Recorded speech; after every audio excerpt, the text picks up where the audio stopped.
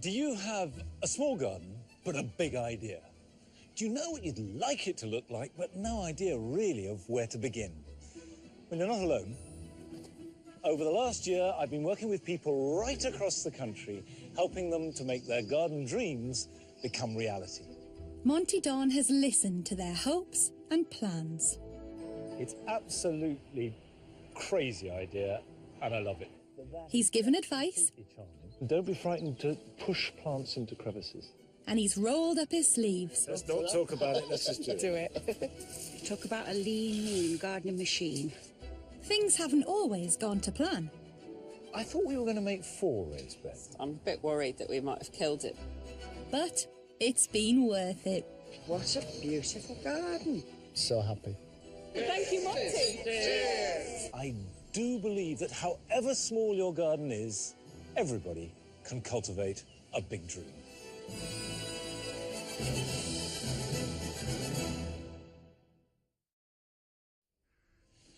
I love the way that we British are so passionate about our gardens, and that even the smallest space can have creativity poured into it. And this passion leads us to spend £5 billion every year on gardening.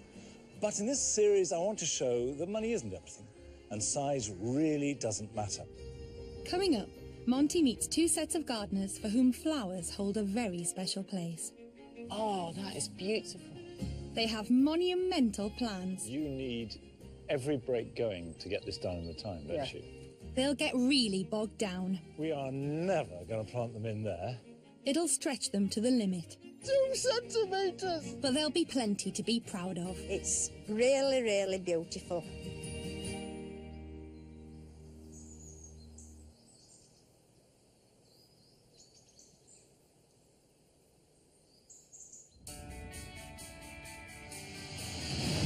Forty-nine-year-old truck driver Gary has a zest for many things in life, but one thing comes out on top. I love being in my truck, I love my job, I love good loud music, especially seeing it live, but above all, I love my plants. This truck-driving, rock-loving garden fanatic is on the road most of the week, but when he comes home it's to this estate in Wakefield, Yorkshire, which he shares with his girlfriend Rox. Gary moved in with her 6 months ago.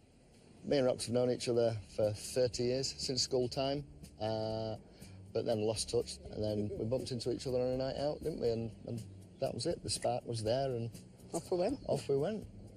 He's the love of my life. He's made the last 14 months of my life very happy. Fate, it's a wonderful thing. By moving in, Gary became part of a large family, and he's desperate to transform this neglected and barren plot into something they can all enjoy. Gary wants to create something that's ours because we're quite new together, and it will be the first thing that we've done as a joint venture, so I'm looking forward to it.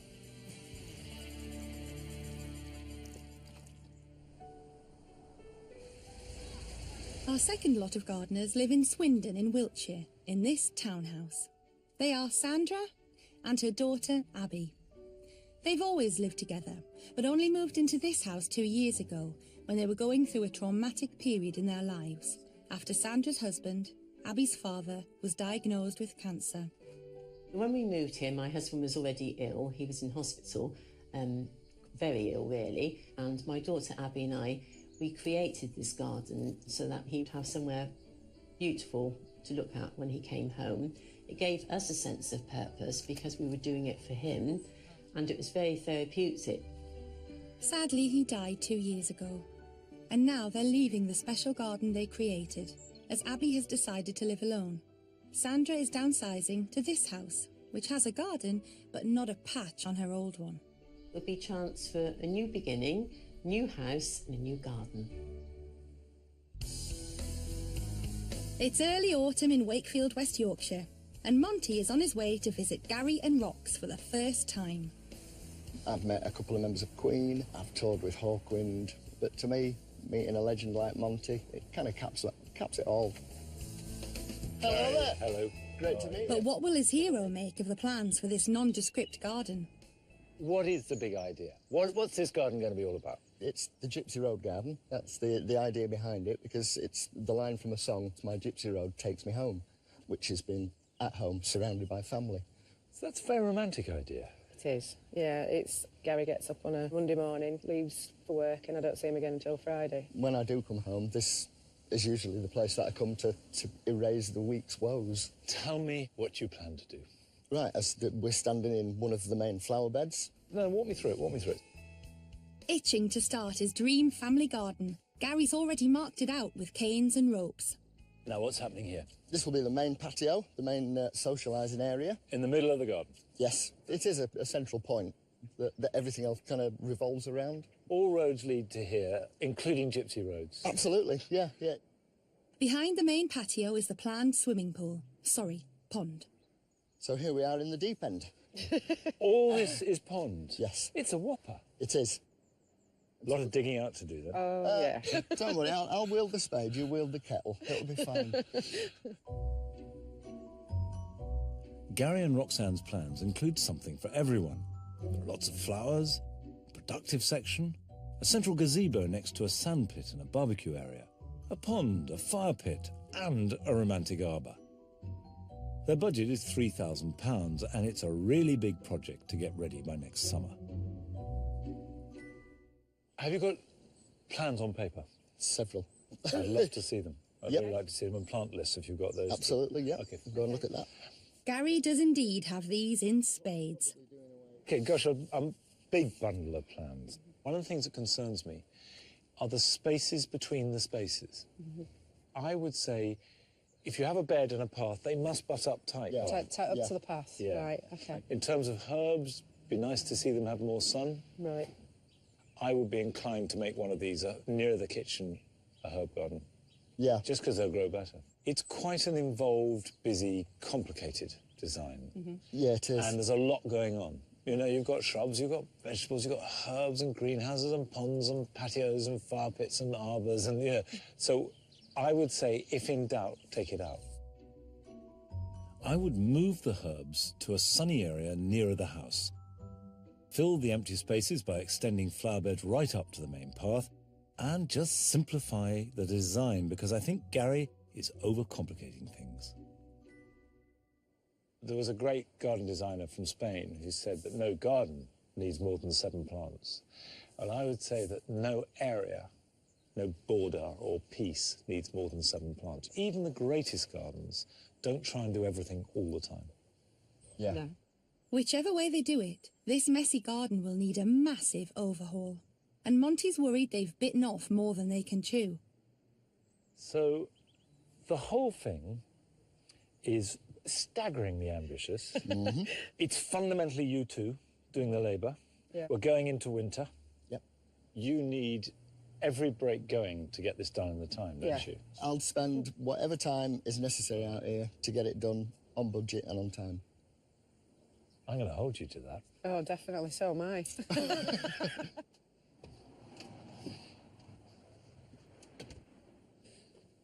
Well, there's a lot going on there. It is ambitious, really ambitious. Not so much in any one part, but the way that it's all trying to be put together. And it could happen. I think after talking to Monty, he now knows that some of it is not possible. But I think Roxanne is probably going to have to just steady the ship a little bit. And maybe 1 or 2 things have to be sacrificed. I'm open to constructive criticism. I'm open to other people's ideas. And if they fit in with mine, then I'll use them. There's only 2 weeks to go before Sandra moves into her new house. Mum living by herself is hard for her, but also hard for me. I am really overprotective of her. Initially, I felt really quite sad and a bit panicky, if I'm honest, because I've never ever lived on my own. But as time's gone on, I realised I will be able to cope. Today, Sandra's facing the daunting prospect of talking her gardening guru Monty through the plans she created with her daughter, Abby. Well, I guess this amounts to as blank a blank canvas as you can get. Absolutely. Yes, pretty much. What's going to make you feel comfortable?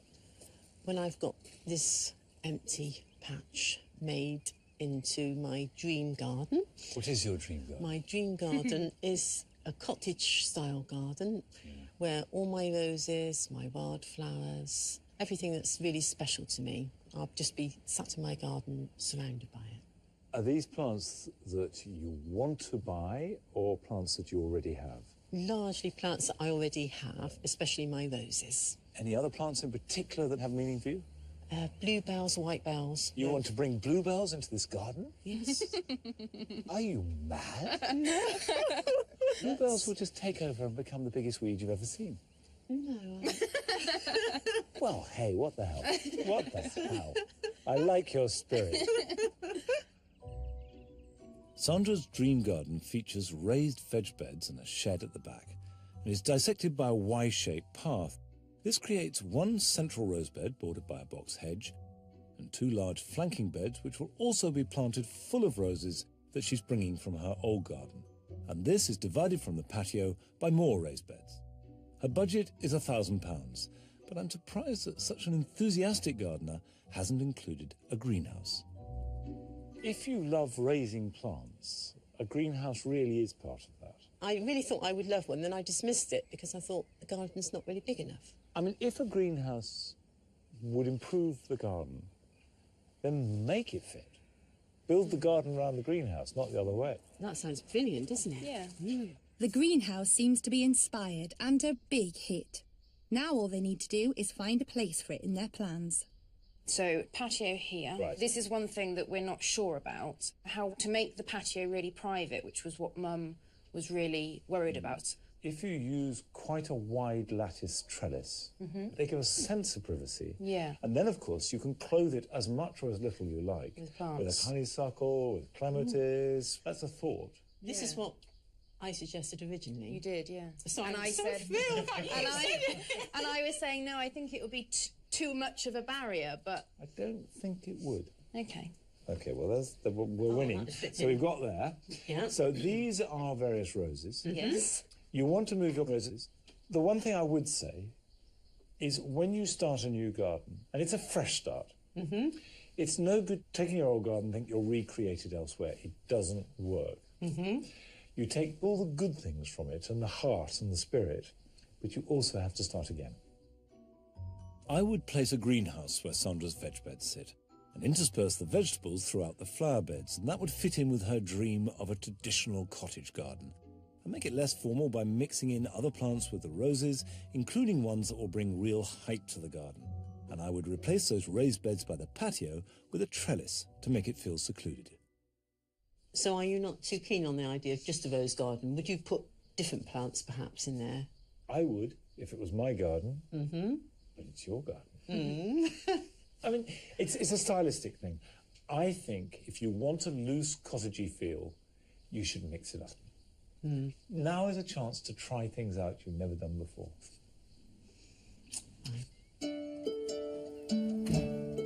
This is a fresh start, taking all the happy and the good memories from the past. And I really trust Sandra's desire to make it work and her skill. She's a gardener. It was just so lovely to meet Monty. It was absolutely amazing. It was even better than I thought it was going to be. Over the following days, Sandra prepares to leave the garden in Swindon that helped her through the loss of her husband. After he died, my garden became even more special because it was one place where I could just be myself, and if I wanted to cry, I could cry. If I wanted to smile at some sweet memory, I could. Now she has to work out which plants to take with her. This one is Shine On, the rose that we bought just after my husband died, and the memories of my husband always shine on in my heart. The tall one over there reminds me of my mum, and the pilgrim, that's very special too because two dear friends gave that to me. So all of those and lots more will be moving with her to this garden. Sandra wants them to be transplanted before the frost sets in, so she's called for reinforcements to get the new beds ready. My son and daughter have come to help me today, and that's made me feel really happy. I just feel that the grey cloud that was hovering over my move is now lifted, and I just feel full of enthusiasm, and I just want to get going and create this wonderful new garden. It does feel like the beginning of the next stage of our lives, really, and changing the garden is quite significant for us. Hopefully it will all go to plan. To add a bit of muscle, Sandra's son Chris is trying out a power digger. After a few hiccups, he's off. It's hard going and the strain begins to show. Oh dear, it's bent. But by the end of the day, Sandra's beginning to see her new garden in a new light. It's really positive, isn't it? It is. And really, we've not been doing it for hours, have we? Speak for yourself. Well, no, but I mean, I think we've achieved a lot in the time that we've done it. Yeah, we really have. And I think because we've worked well together as a team. Yeah. And already the garden looks much, much bigger. I'm beginning to visualise the borders already. Good. Yeah. All that's left to do is to prepare the flower beds for next week, when Monty will be coming to lend a hand.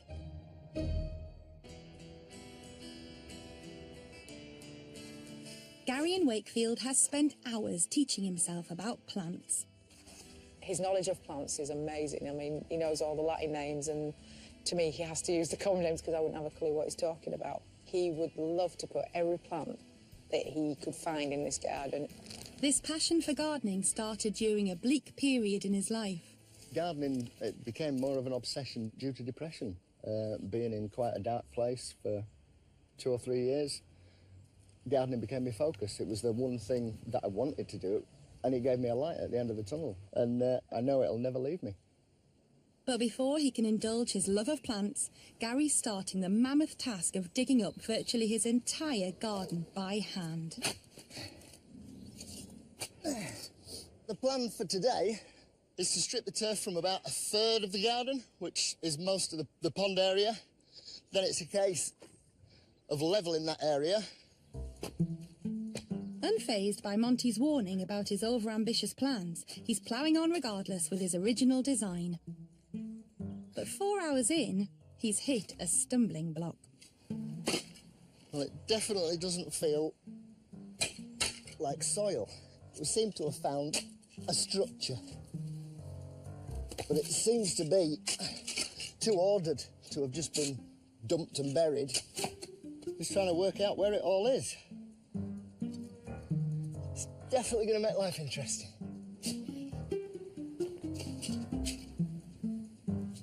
I think that's it.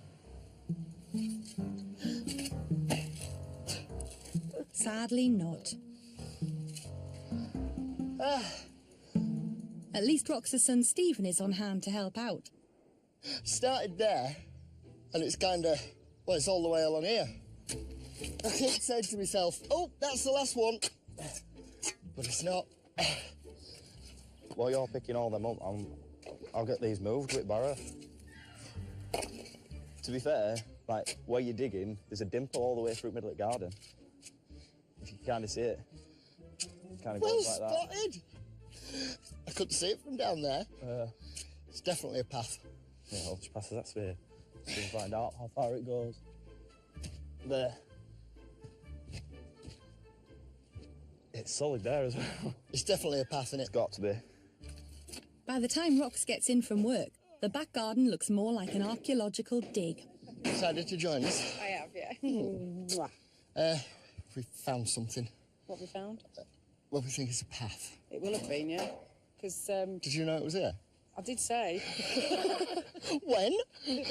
Was I asleep? Yeah, no, before I moved in here 20 years ago, right, and before that, it was like a vegetable garden, and apparently there was a brick path that ran all the way up, and we Found it. thought we got most of it out, but obviously not. No, you didn't. I wasn't expecting an earth in Constantinople. Oh dear. Yeah, it's a nice day. You may as well crack on. Build up a sweat. Coffee, please. Ta, love.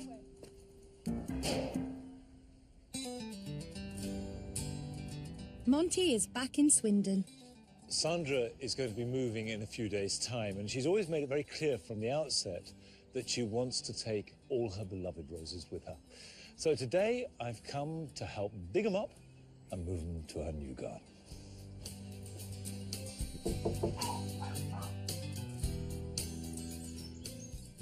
Well, it's nice to see them with a bit of sunshine. Yes, absolutely. And sad to dig them up, but it's got to be done. It has got to be done. But we want to be careful about it because these are very important, aren't they? They are very special. These precious roses could go into shock with the stress of being transplanted. So we must do what we can to minimise this. And the first step is pruning. Are you a vigorous pruner? Do you prune your roses hard? I do, normally, yes. Now, why is that? It's just something I've always done. Well, there's no need for shrub roses. And with great respect, Sandra, not all your roses are vigorous, healthy shrubs, are they? No, One or they're two not. have got rather strong stems, Yes, and I they have. suspect that's because you're pruning too hard. The basic rule is if you've got any weak growth, prune it very hard. Now, you can see here, we've got branches that are crossing and rubbing. So if I cut that back hard, like that, if you've got any strong growth, prune it very little. Like that, and probably like that. And that's it. Because we're going to dig these up, Yes, I'm going to prune them a little bit harder. right. I'm going to take it down by half. Cutting down the top growth lessens the strain on the roots which are being moved, and it helps to dig them up with as much of the roots as possible. What we're looking for is a root ball. Then immediately bag it and tie it up to keep those roots moist. OK, while you're labelling, I'll dig up another one. Thank you. I'm going to dig that up. That's Elizabeth. Right, Elizabeth, you're coming out, my dear. As Sandra lovingly labels her plants, Monty gets on with uprooting the roses. But even Britain's favourite gardener is finding the going tough here. Sandra, I would say that your soil is some of the most unpleasant I've ever worked with. After weeks of rain, the earth here has become, well, just solid clay. The soil at the other house isn't a lot different. To deal with this, you need to put a mulch on every year. You don't need to dig it in, just put it on. On top, then it'll work down. It'll work down. Yeah. There it goes. It's yet another 2 hours before the last rose is bagged up. Right, with daylight as it is, we ought to crack on. As speedily as they can, they pile themselves and the plants into a rather small car. The new house is just down the road, so there's still enough daylight to finish off the transplanting. But the plan goes badly awry when Monty sees the state of the new garden. We are never going to plant them in there. No, It's not ready. no. It's just been so much rain just lately. We've worked really hard, but it's just hindered us, A pretty good rule of thumb is if the soil is sticking to your boots, which it certainly is. then you shouldn't be planting. The roses will need to be put in pots so they can be watered, but they have reached their new home. OK, so are you happy that at least we've done half the job? Oh, I'm really happy. Yes, I'm just so glad that they're up safely and they're here safely. Thank you.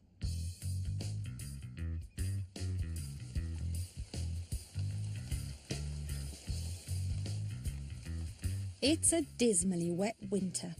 In Wakefield, Gary has to wait until February for the first dry spell to get going.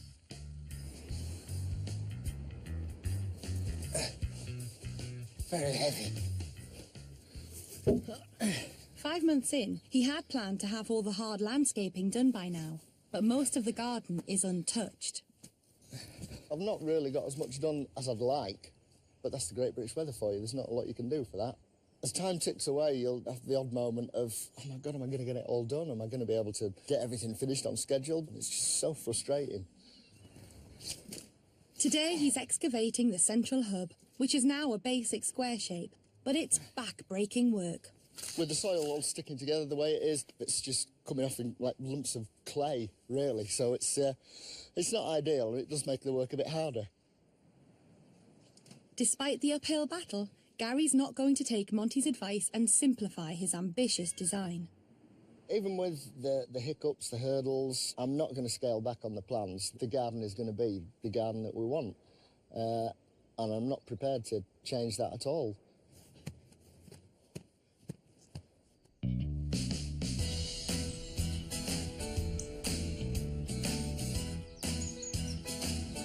It's April in Wakefield, West Yorkshire, and Gary and Rox are 7 months into working on their dream Gypsy Road garden.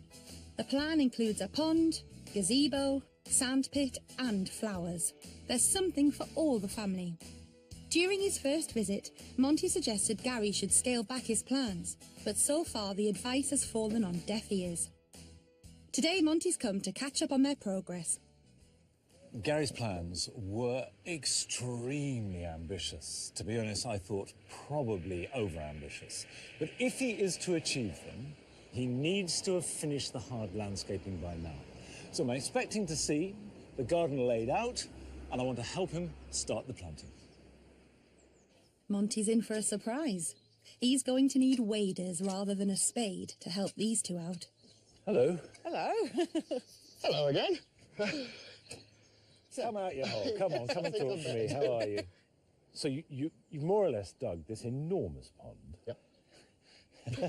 It's at least twice as big as I thought it was going to be, but that's fine. That's good. Well, it's kind of the focal point. It's kind of the essence of the garden, really. Now, if you're going to do something, go mad. Have you had the wet winter that we all had? Oh, yes. We have been so put back by it. Well, I was going to say, I've got to be really honest. I thought you would be about a month ahead of where you are now. Yeah? Yeah, I did. I thought you'd have all your beds ready. But where are all the plants? Yet to be bought. That's going to be a weekend job, innit? You're cutting it a bit fine. Yeah. You are cutting it a bit fine. Yeah. I'm here today. How can I most help you? Well, you can help us by removing a bit more soil from this big hole and then sticking a pond liner in it, maybe. Okay. Let's not talk about it. Let's just do it. Wildlife ponds like Gary's should have a flowing design and be set in a sunny position. They also need shells for marginal plants and a shallow area to attract more wildlife. But this is where Gary has had a battle on his hands. He's hit an old air raid shelter. Have you tried removing it? Yes. It was built to withstand a bomb attack. So me and a lump hammer and a chisel's going to have no effect on it. Gary has felt a little bit defeated, especially sort of like when we did hit that air raid shelter. I mean, it did sort of knock him for six a little bit, and he didn't know what to do. It was a bit stressful. Gary and Monty share more than just a passion for plants. They've both taken comfort from gardening in difficult times. How are your dark days? I have had days when I've thought this isn't going to happen. I can't do it. I just, one problem just escalates in your head. I've not hidden the fact that I have suffered from depression in the past, quite severely, a number of years ago, and finding this was such a trauma. If anything was going to knock me back, it was this, and it did temporarily. The fact that I've got over it, dealt with it, and things are still progressing is of huge importance. Like you, I know about depression and sort of been there, go there. I find this work incredibly beneficial.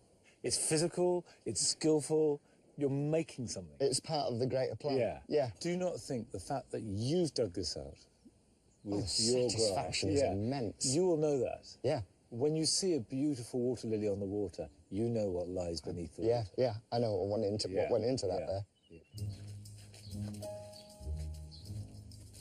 Once the inside is smooth, we need to check that all the sides are even. If I mark that, it's literally spot on. You know what you're doing, don't you? I do try. That's done, so we can start putting the underlay in. Right. So this is to protect the liner. Gary is using a shop-bought one, but you can use a carpet, turf or felt as cheaper options. All right. Good, that's the easy bit. Right, cup of tea and then the hard bit. Next comes the liner. So we're going to open it right out along this fence and then fold it over that way. And then take it over that way. I'd recommend a butyl liner, as it'll last for decades.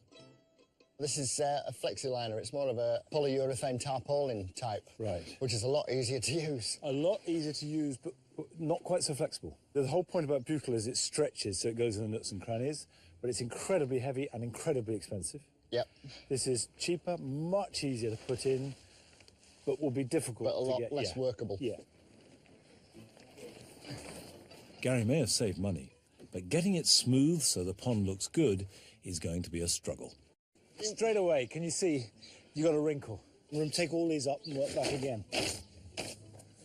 Get that end and I'll pull this way. To get the last creases out, it helps to weigh the liner down with water.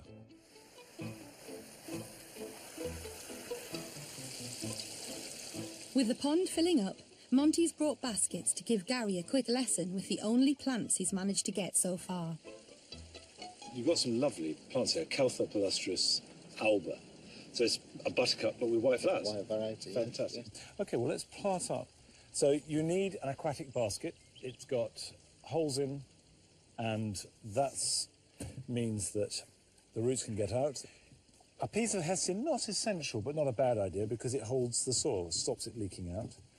This is special aquatic compost, and you have to use it.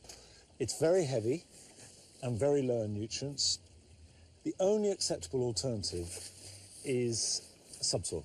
Really, all this is doing is anchoring it. So that goes in there like that.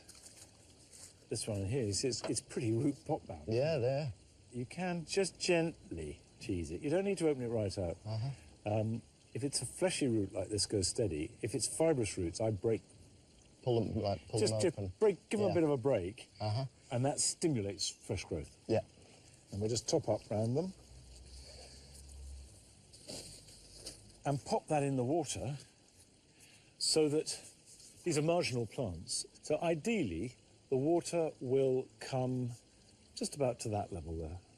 So the roots never dry out, but the top is never wholly submerged.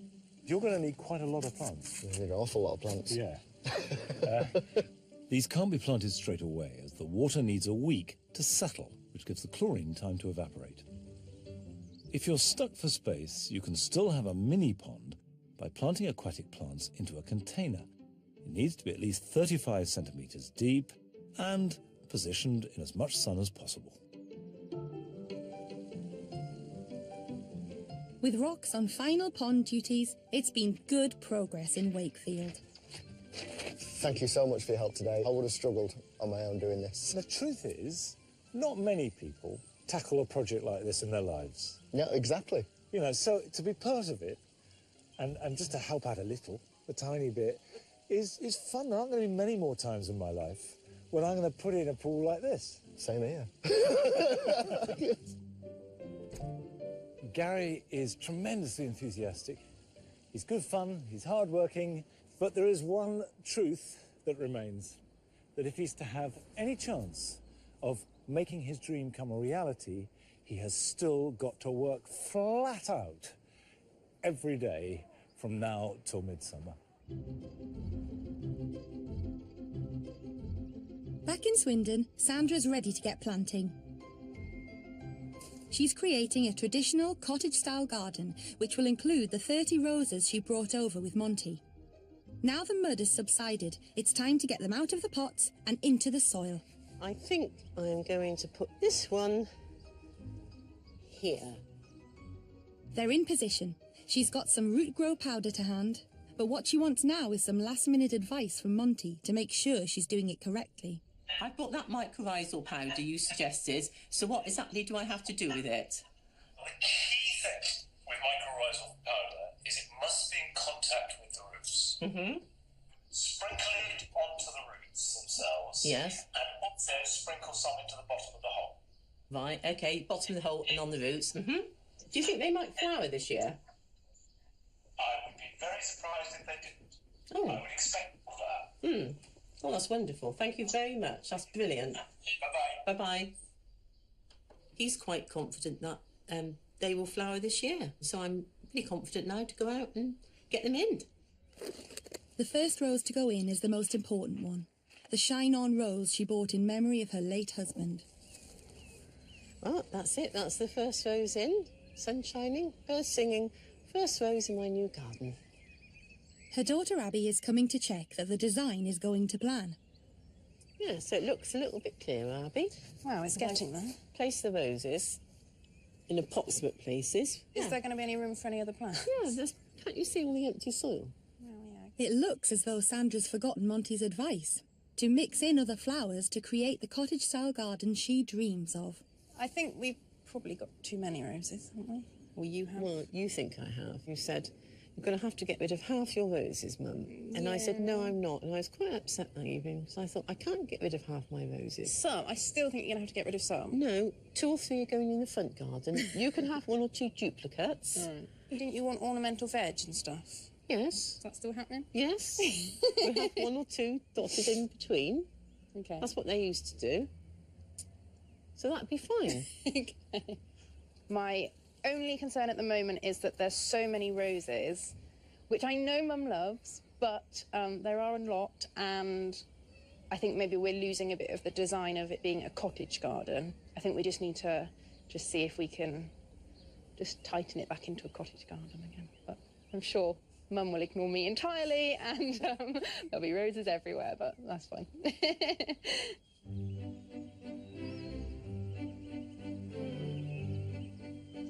When Monty first met Gary and Rox, he thought their planting plans were too complicated to achieve in 1 year. So he sent them here to Great Dixter in East Sussex to get some tips.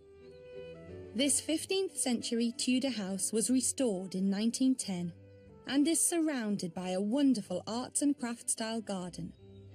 Each corner has a profusion of plants in a fluid but structured design. Fergus Garrett is the head gardener and CEO who oversees the gardens. Hi, Roxanne. Come on, I'll show you in here. It's that'd be fantastic. He's happy to give Rox and Gary the inside track on border design. Here in the sunken garden, we've got this very cottagey planting, which is multi-layered, because we want this garden to look good next month and the month after and the month after. So we practice what we call succession planting. Fergus's team underplant each bed, so that when the current ones die, others come into season and take their place. But it's essential to get these combinations right. So you've got some tulips that have got big fat leaves and very broad leaves. Look at that. Look at the size of that. Yeah. You have that densely planted throughout your bed. It's going to kill out all the smother it, perennials, isn't it? Yeah. Whereas you've got other tulips which have got much narrower leaves. Yeah. Look at that lily flower tulip there. Yeah. So that's easier to plant through a border. So you have to think about those sort of things. It is quite complicated though, isn't it? Because I started off on paper. I've taken like lists of plants that I love and thought, right, I want that, I want that, and I want that. But then you have to look at it realistically and think, well, right, is that going to work with that? I think what you do is you get over-enthusiastic and you throw the kitchen sink at it. Yeah. But I think it's important to start simply, first of all, you know, get those main groups right. To stop Gary throwing everything but his kitchen sink into his flower beds, Fergus wants to show him how to get the basics right. If we take that bed as an example, let's put a hosta there. Yeah. So if you just stay there and I'll show you. Fergus uses canes to mark out the area he'd plant with hostas, which are large architectural plants, and stands back to look at the effect. Big bold leaf. So is that too small a group, too large a group? No, I think it's just that's about right. about right, yeah. So that's that bit done. So we're going to see the hosta from here as well. Okay, so how many hostas do we want in this space? So one hosta here, that plant will cover, you know, an area like this. Yeah. Okay, so the next one needs to be here to cover that area, and then the next one in here. That's 3 in there. Then 4, 5. So look, we've got 5 plants in here, and that's the right spacing. Whereas if I did it on paper, probably end up with 11 or 12 or 13. You absolutely would. I've done exactly the same thing myself. That's such good advice. Such a common mistake, really. That's it, your pen and paper's gone. I'm telling you now. Fergus was trying to make us aware of the fact that you need to keep things simple, which is also what Monty's mentioned. There's still that bit of me that wants to do it my way, but now it's like, yeah, listen to what people are saying to you and follow their advice. You're a big list person, you write everything down, and the fact that it says look at the border first and then put it to paper, that makes more sense. Yeah. Back in Wakefield, West Yorkshire, Gary's returned from his trip to the Great Dixter Gardens and he's tackling his main bed. I've not quite decided yet. I'm thinking. The big question is he using Fergus's method to figure it all out?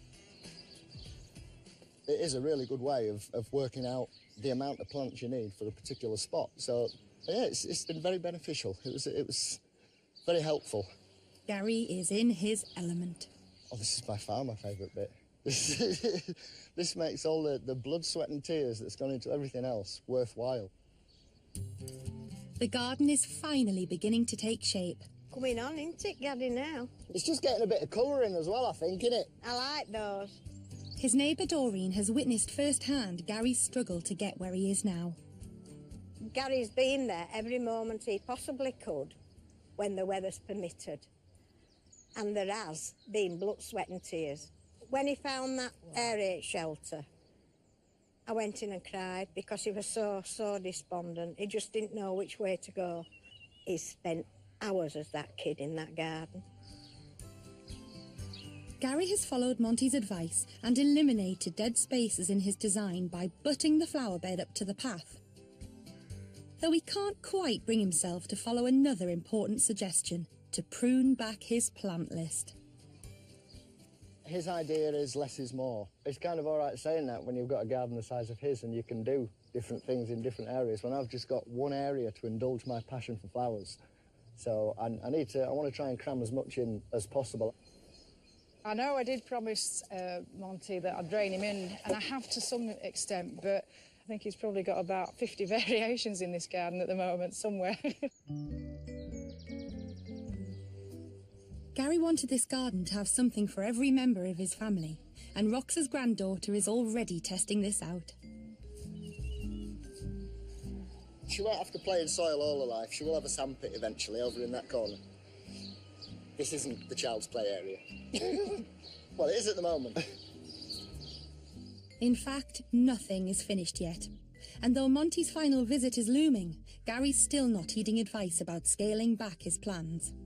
There's the patio to lay, there's the pergola to build, there's a balcony to deck and fit railings to, there's a fence to put in, there's a greenhouse to move, there's a bed to finish planting. There's still lots and lots to do, but he'll get there because he's a determined young man. This is my playground and I'm going to play out here as much as I like, and I'm going to do what I want with it.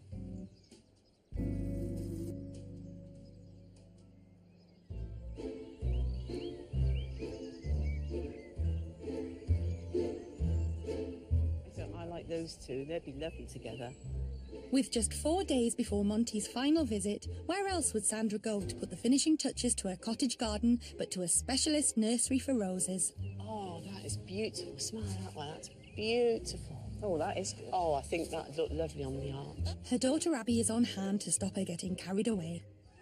Look, that's what I've got. But it's huge. Oh. Well, Mum's looking for some climbing roses, and I'm here to make sure she doesn't leave with about 10. Ever the enthusiast, Sandra is checking out the catalogue. I'm looking for 2 roses to go on the arch. I've ticked a few that I'd like particularly to look at, just to check the scent.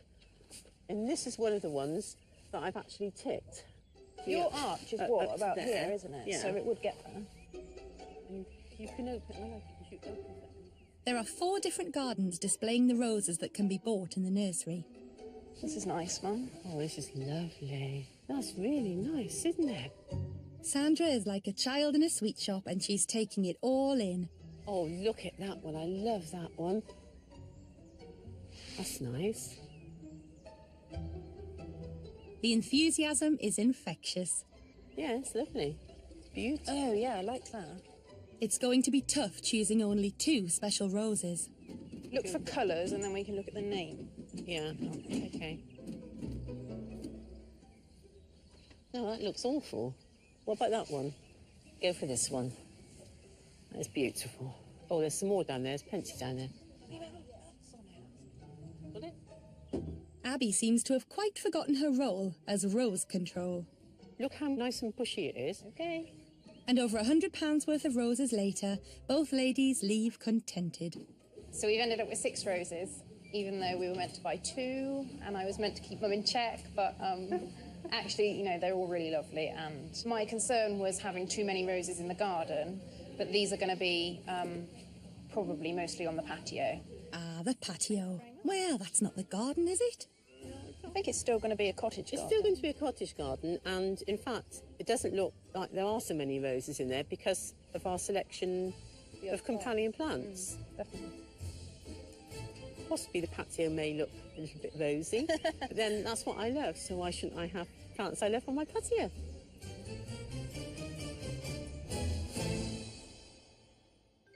In our Wakefield garden, Gary and Rox have only 4 weeks left to finish their garden. They should be putting in their final touches. Or maybe not just yet. What next? Well, I suppose I could get these brackets bolted down. Yeah. Are they all measured in the right place and everything? Well, I think so. Not ideal. Need a better drill bit, I think. A better drill. They're building the gazebo, but the drill bit doesn't appear to fit their drill. Well, you could use that. That's an old one. It needs to be the right width, obviously, for the bolts, but it needs to be also long enough to go 100 mil down into the sleepers. Try this then. I don't think you'll get it in that, though. I don't know how to use it. We're running out of drills. Desperate to make use of one of his last weekends, Gary calls his dad. Oh, can you stop him? Can you ask it? I want him to fetch his drill down. It's like a drill graveyard. It's definitely a minor setback. Again, something that's such a simple job has turned into a bit of a nightmare. At last, Gary's dad arrives armed with a drill. Yay, the cavalry's here. But unfortunately, it's a case of out of the frying pan, into the fire. We've got fire. The family come up with a solution to combine 2 drill bits. Don't kick it. 1 down, 3 to go. And they're away. But not for long. It might need wanging that way a bit. Oh, a tape measure. Let's do it right for once. It's a gnats. Is that a smaller post?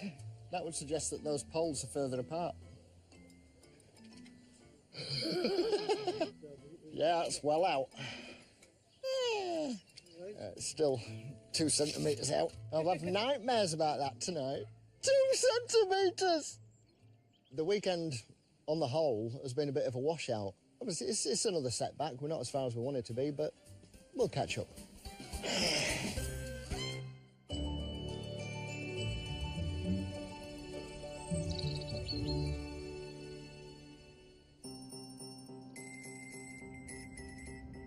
Over in Swindon, the time has come for our mother and daughter team to show Monty the culmination of months of hard work. Today I feel excited because I'm proud of what we've achieved, but I also feel a bit anxious. It's almost like that feeling you get when you bump into a teacher that you've admired at 10 years after leaving school and you have to tell them what you've done and you're waiting for that kind of judgment from them. When you leave a much-loved garden, there's always a temptation to try and replicate it in the new site. But I do hope Sandra's resisted that. What I'm looking to see, and hope she's achieved, is the combination of all that is exciting about making a new garden, but all that is treasured and retained from her old. 8 months ago, Sandra moved house and inherited this garden, a bare strip of grass that lacked privacy and soul. Now it's totally unrecognisable. Hello. But what will Monty think? Oh, Monty. Well, this is something, isn't it? It's not bad, is it? Like transformation. A complete transformation. The lawn's gone completely. It's been replaced entirely by flowers. The design is loose, wild and vibrating with colour. There's something interesting to look at every level, with tall plants like foxgloves interspersed through the beds, as well as small flowers like Canterbury bells that nod over the path. New flowers have been mixed in with Sandra's many roses, and dotted here and there are vegetables like cabbages. Pride of place at the back of the garden sits the new greenhouse. Now, after all the trials and tribulations of the weather and moving your roses, have they survived? Yeah, each one's survived, and they're coming on really well, and they're not spindly, because after all the years of pruning them on, you told me how to prune them properly. What's interesting is it doesn't feel like a rose garden. They are just worked in, aren't they? Yes, they are. And I think then when you look at each rose, you look at them as an individual rose and appreciate each rose's beauty rather than just a bed of roses when perhaps one overshadows the other. I'm intrigued to know how much of your old garden you've brought with you in spirit. Or is this a completely fresh start? This is a completely fresh Yeah, start. I think it is. I love the way that you've packed the borders.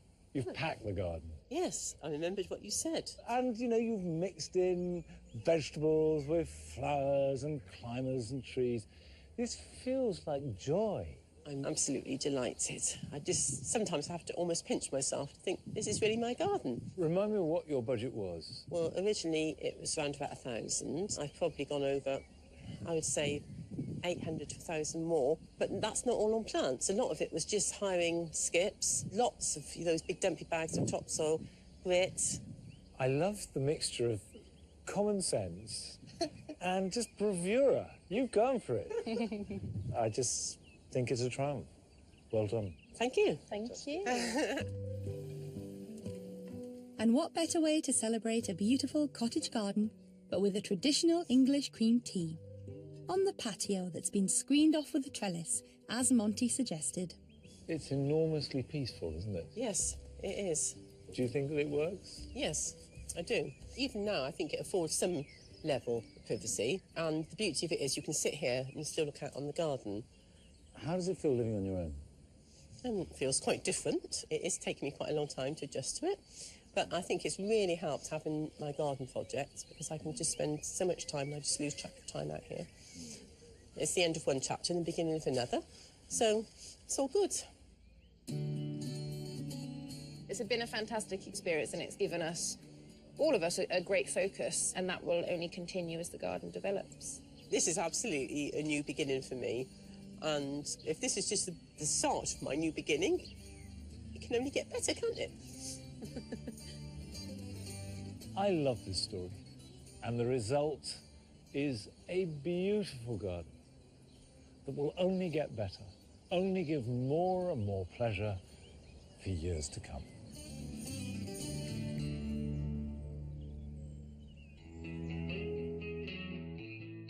It looks as though summer has arrived in Wakefield.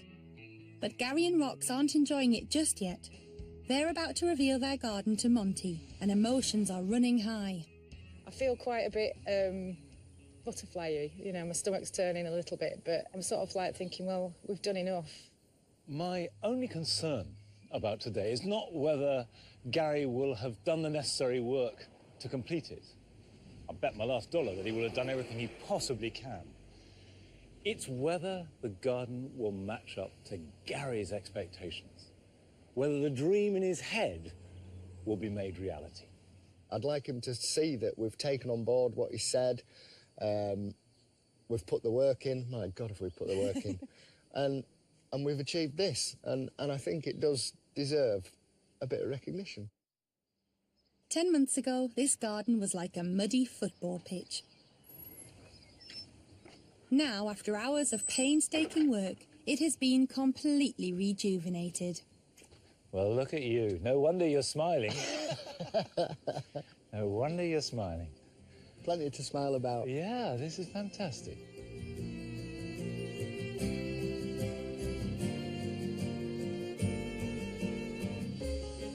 The centrepiece to the garden is now a raised wooden gazebo, complete with a dining area for family gatherings. Gary's main flower bed is a mass of colour, an assortment of blooms carefully choreographed for the space, with room to spread as they mature. The enormous pond is already teeming with wildlife and contains a variety of thriving plants like irises, pickerelweed and water crowfoot. Well, first impression is it's lovely and well done. Thank you. How do you feel about it? Fantastic. Absolutely. Really? Yeah. That's good. Absolutely. Just love it We're now. over the moon with it. Well, that's 99.999% of all that matters. When we met for the first time, you had a big bag of dreams. Yeah. What have you had to compromise? We've cut a few corners, haven't we? For instance, the greenhouse isn't in place yet. the arbour in the corner, and then a length of fencing and a gate needs putting in across there. Yeah. This barrier to the pond is top of Gary's to-do list and will keep it child safe. You know, as a gardener, that this is just the beginning. Absolutely. I've been saying, wait till next year. Yeah. It's going to look incredible next year. Show me the plants. Come on, let's talk through Let's your go and plants. look at some plants. Now, I know for you, Gary, that this is the heart and soul of the garden, isn't it? Absolutely. Flowers. This is... Flowers and more flowers. Yeah. Because your original plant list was extensive. I was going to say was balmy, actually. And one of the anxieties I had was that it was just impractical. It just was not going to happen. To what extent have you had to modify that? Yeah, I've taken your advice on board, and I have restrained myself and pulled myself back to a degree. Yeah. But yeah, there will be additions, but there will be removals as well. And I see you've also planted in good clumps and groups. It's not dotty. No, I think you need to make a statement with plants, don't you? Fantastic. Right. Let's go down to the pond. When I last left you, this was filling with water. There was a mound of soil, both sides to be removed. So it really has transformed. But what's interesting is the way that it's gaining a life of its own. In quite a short space of time, really. This is what we wanted, because it's like there's nothing more natural than showing your grandchildren what's growing and the tadpoles and everything else that's coming into it. Well, I think it's lovely. It's fun, it's beautiful, and you must be really proud. Exceptionally. So proud, yeah. It's a thumbs up from Monty. But now it's time for family and friends to give their verdict on Rox and Gary's dream garden. What a beautiful garden. Absolutely stunning. It's really, really beautiful. And it's a credit to them. I especially like the pond. And the fact that you have dragonflies in the pond. That is cool, isn't it? very cool. Brilliant, isn't it? Thank you. Thank you, sir. And congratulations. Thank you. Bye-bye. I'm stoked. I'm absolutely happy as well. You know, I've got a garden that isn't a football field. I have absolutely created my Gypsy Road garden.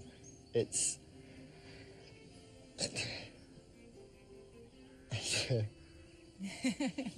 No, I've created an environment for... We've created an environment for the family to enjoy.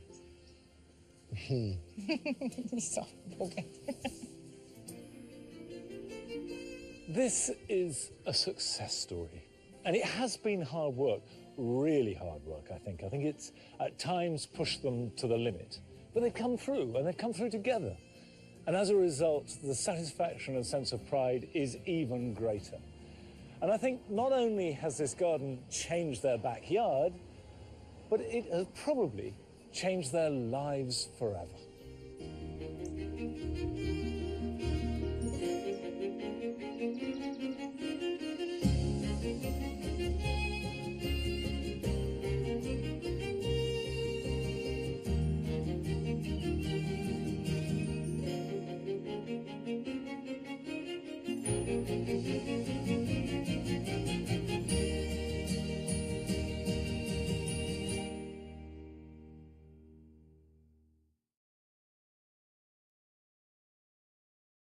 Do you have a small garden, but a big idea?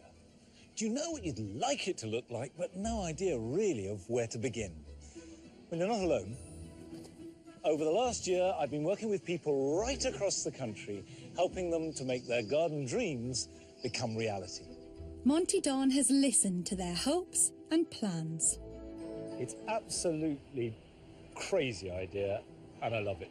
He's given advice, Don't be frightened to push plants into crevices. and he's rolled up his sleeves. Let's not talk about it, let's just do it. Talk about a lean, mean gardening machine. Things haven't always gone to plan. I thought we were going to make 4 raised beds. I'm a bit worried that we might have killed it. But it's been worth it. What a beautiful garden. So happy. Thank you, Monty. I do believe that however small your garden is, everybody can cultivate a big dream.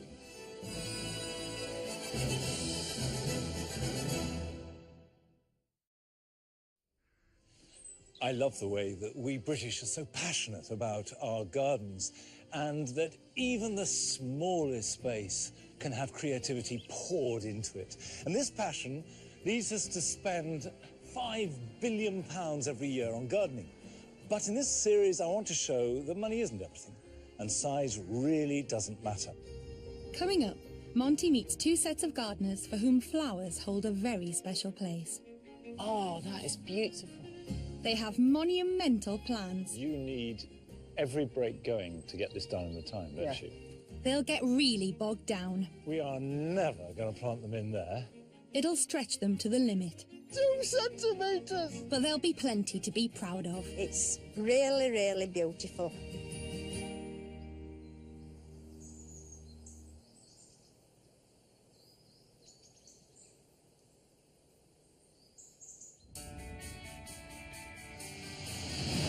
"49-year-old truck driver Gary has a zest for many things in life, but one thing comes out on top.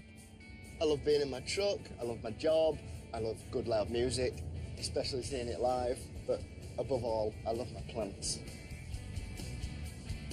This truck-driving, rock-loving garden fanatic is on the road most of the week, but when he comes home it's to this estate in Wakefield, Yorkshire, which he shares with his girlfriend Rox. Gary moved in with her 6 months ago. Me and Rox have known each other for 30 years, since school time, but then lost touch, and then we bumped into each other on a night out, didn't we? And that was it. The spark was there, and off we went. Off we went. He's the love of my life.